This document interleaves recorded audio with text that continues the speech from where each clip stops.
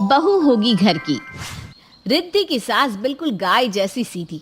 जो खाने को दे दो खा लेती थी, जो पहनने को दो पहन लेती थी, जो कहो वो कर देती थी। शादी के बाद सास का सीधापन देखकर रिद्धि ने पूरे घर में कब्जा कर लिया था। हाँ भैया, कैसे बिल बना दिया इतना ज्यादा? ये छोटे कपड़े, उसके तो 2 रुपए मैं बिल्कुल नहीं दूंगी। 1 रुपया होता है छोटे कपड़े का। बीबी जी वो कोयला महंगा हो रहा है, फिर 1 रुपये का तो कहीं भी रेट नहीं रहा। मैं नहीं कर पाऊंगा इतने कम में कपड़ों को आयरन। मेरा हिसाब कर दो, मैं कल से नहीं आऊंगा। सास कुछ बोलने ही वाली थी कि रिद्धि प्रेस वाले को पैसे पकड़ा कर भेज देती है। माँ जी, कपड़े अब सब खुद ही प्रेस कर लेंगे, ठीक है ना?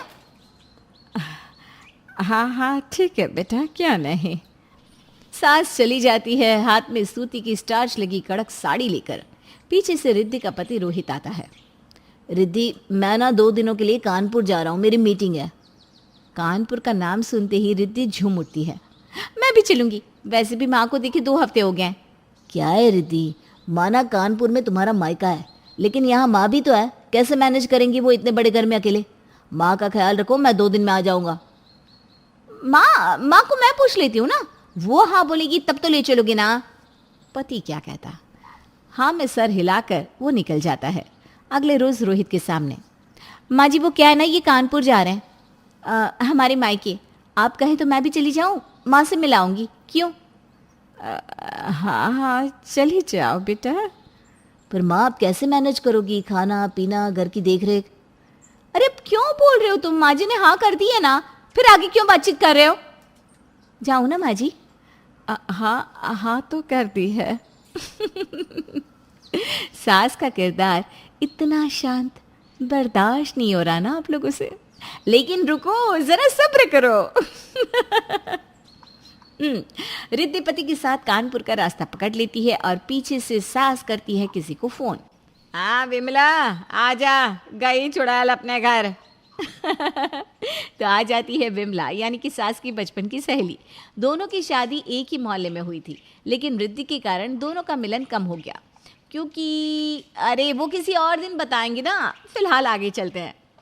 हाय रे कमला, कितना अच्छा लग रहा है तेरे घर उसकी जाने के बाद से। और नहीं तो क्या, घर में पूरा साय डालकर चिपकी रहती है। मुझे बोली मैं मैके जाऊं, मैंने कह दिया बोल दूं जा, और फिर वापस भी मत आना, वहीं रहे अपनी माँ के पास। अरे तेरे ऐसे इतने भाग्य जो वो वहीं रहे, वो तो मूंग दलेगी तेरी छाती में, वो भी मरते दम तक। अरे क्या करूं, गलती कर दी जो इस चुड़ैल को बहू बना कर ले आई। पता नहीं क्या समझती है खुद को। मुझे बिना तेरा दुख देखा नहीं जाता, लगता है जैसे वो सास है और तू बहू। अरे होगी बहू अपने घर की, बढ़िया आई। रोहित के पापा जिंदा थे ना, तब से चौराहे का कल्लू ही हमारे घर के कपड़े प्रेस कर रहा है, लेकिन उससे भी लड़कर निकाल दिया। अब क्या मेरी कॉटन की साड़ी इसकी माँ आएगी प्रेस करने? माँ ही सिखा रही होगी कैसे सास को परेशान करो। अरे तू बात ही ना किया कर उससे। अरे मैं नहीं करती बात। जो बोलती है मैं हाँ कर देती हूँ। बस भगवान करे वो वहीं रहे। अब 2 रोटी खानी है, सुकून से तो खा लूँगी। दोनों सहेलियां अपनी बातें करती हैं, खाती पीती हैं और मज़े करके विमला वापस अपने घर चली जाती हैं कि फ़ोन की घंटी बजती है। किसका फ़ोन आ गया इस वक्त? ये क्या, फ़ोन तो उसी चुड़ैल का था, कानपुर वाली। माँ जी, विमला चाची से बात हो गई हो तो घर के मेन गेट की कुंडी अच्छे से लगा लेना। वो क्या ना, चोर उचक्के बड़े घूम रहे गली में, किसी को पता चल गया ना कि अकेली हो तो पता है ना क्या करते हैं। हाँ, सास का तो मन करता है कि गला पकड़कर टेंटुआ दबा दे, वो भी फोन से ही। अच्छा बहू, ठीक है, गुड नाइट। हाँ, फ़ोन रखने के बाद बढ़िया आई, मुझे ज्ञान दे रही है। अरे 16 साल में शादी करके इसी मोहल्ले आए थे, यह कल की आई बताएगी कि कैसे रहना है। हाँ। सास आराम से सो जाती है। सुबह काम वाली आती है, वो काम कर रही होती है। सास उसे चाय बना कर देती है। चल आजा, थोड़ी देर बैठकर चाय पी ले। वो क्या है ना, सारा दिन तो तुझे काम करना ही है, तू भी थक जाती होगी।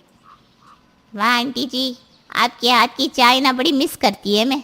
जब से बहू लेकर आई हो, खुद आराम से ना चाय पीती हो ना मुझे देती हो। वैसे कहाँ है तुम्हारी बहू रानी? अरे गई है अपना नीम के पेड़ में रहने, चुड़ैल। नौकरानी हैरान कि ये क्या क्या बोल रही है माँ जी। क्या हो गया? सब ठीक है ना? और क्या, सब ठीक है। वो देखती है ना बहू कैसे हुक्म चलाती है। तूने देखा तो था मैं कैसे रहती थी अपनी सास के साथ। नौकरानी भी जो बहुत दिनों से मन में बात दबाए रखी थी वो फूट पड़ती है। हाँ माँ जी, और क्या सब जानती है मैं। और कैसे कैंची की तरह चप्पर चप्पर करती है सास। आप हो लेकिन लगता है जैसे आप बहू हो और वो सास। हाँ, होगी बहू अपने घर की, ये मेरा घर है। लेकिन लगता तो नहीं है। दोनों बात कर ही रहे थे कि विमला चाची की भी एंट्री हो जाती है। सही कह रही है तेरी नौकरानी। अभी तो तू सास नहीं बहू लगती है, लेकिन ऐसे ही चलता रहा ना तो तू नौकरानी भी लगेगी। बस इस घर में एक बच्चा आ जाने दे। अरे सही बोल रही है। अब क्या करूं, कुछ समझ में नहीं आता। ये बेटे को ना उसने ऐसे मुट्ठी में ले रखा है, रोज रोज के कलेश से ना मुझे बहुत डर लगता है। देख कमला, तेरे जैसी ही कई सासों की हालत है हमारे देश में। पति के मरने के बाद बहू सर पर चढ़कर नाचती है। बेचारी बुजुर्ग सास क्या करे, घर में शांति के लिए शांत रह जाती है। छोटा मुंह बड़ी बात होगी, लेकिन ये भी तो सही नहीं है ना। ऐसे तो ये मान लो कि पति के जाने के बाद पत्नी की हालत खराब ही रहेगी। अरे बोलना भी जरूरी है। माँ जी तो कुछ बोलते ही नहीं सिवाय हाँ और ना के। सही बोल रही है तुम। अरे कमला तो अनपढ़ है, तू तो पढ़ी लिखी है। अपनी बात तो रख, जो सही है वो सही है, फिर देख क्या होता है। सास को भी सहेली और नौकरानी की बात समझ में आ जाती है। वो ठान लेती है कि अब बहू की जो बात बुरी लगेगी वो उसे उसके मुंह पर बोल देगी। सही बोल रही हो तुम दोनों। अब देखना मैं क्या करती हूँ। लेकिन माँ जी, आप बोलना तो रोहित भैया के सामने, क्योंकि पीछे से आप क्या बोलोगे और वो रोहित भैया को क्या बोलेगी, फिर रोहित भैया आपके बारे में क्या सोचेंगे। इसलिए जब भी बहू की कोई भी बात बुरी लगे तो रोहित भैया के सामने ही बोलना, ठीक है। नौकरानी थी तो नौकरानी, लेकिन बात 100 पति की कर गई। विमला भी कमला को ये सिखाकर घर चली जाती है। फिर क्या, फोन बजता है। सास फोन उठाती है तो सामने से बहू का फोन था। अरे माँ जी, मैं और रोहित तो है नहीं घर में। बर्तन तो निकल नहीं रहे होंगे ना धोने के लिए, तो नौकरानी से दूसरा काम करवा लेना, ये नहीं कि चाय में बैठकर पंचायत करो। सास चूंकि भरी पड़ी थी, बहू तुम नहीं हो तो ऐसा तो नहीं है ना कि हम पत्ते में खाना खा रहे हैं, और दूसरे घर के काम तो तुम आ जाओ नौकरानी के साथ मिलकर कर लेना। हमें बताने की क्या जरूरत है। वैसे तुम ना हमारे घर के लिए परेशान ना हो, अपने घर में रहो जब तक रहना हो।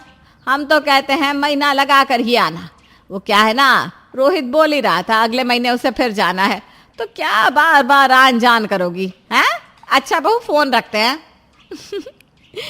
जो सास के मुंह से हाँ या ना में जवाब निकलता था, उसके मुंह से इतनी बातें सुनकर तो मानो रिद्धि के होश ही उड़ जाते हैं कि ये क्या हो गया।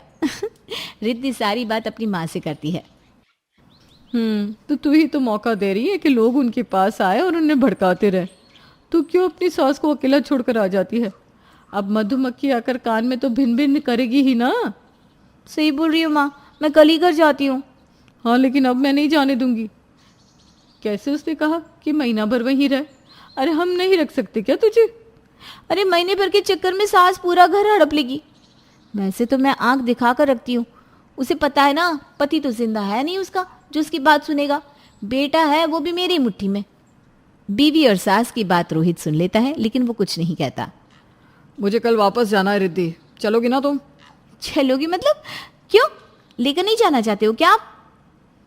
हाँ, रिद्धि तो यहीं रहेगी रोहित जी, वो भी पूरे 1 महीने रहे। मैं कल जा रहा हूँ, अगले महीने आऊंगा तो वापस लेकर जाऊंगा रिद्धि को। रोहित घर वापस आता है और देखता है माँ का चेहरा खूब खिला था। हमेशा साड़ी में रहने वाली माँ ने सलवार सूट पहना था, बाल खुले। माँ वो माँ लग ही नहीं रही थी जिसे वो छोड़ कर गया था। माँ कितनी प्यारी लग रही हो, तुम ऐसी रहा करो ना। रोहित माँ के गले लग जाता है। माँ मैं हूँ तुम्हारे लिए, मैं तुम्हारी हर बात सुनूंगा, तुम मुझे अपनी हर बात बताया करो। तुमने आज तक रिद्धि की कोई शिकायत क्यों नहीं की मुझसे। रिद्धि तो तुम्हारी बहुत सारी बातें बताती थी मुझे। बेटा मुझे लगा था कि तू बहू के आगे शायद मेरी बात पर विश्वास नहीं करेगा। माँ बचपन में मैं कितना भी लड़कर झगड़ कर आता था, तू मेरा ही साथ देती थी, तो आज मैं क्यों तुझ पर शक करूँगा? माँ, मैं तेरा बेटा पहले हूँ, और बहू तो बहू होगी अपने घर की। ये घर तो मेरी माँ का है। माँ बेटा गले लग जाते हैं।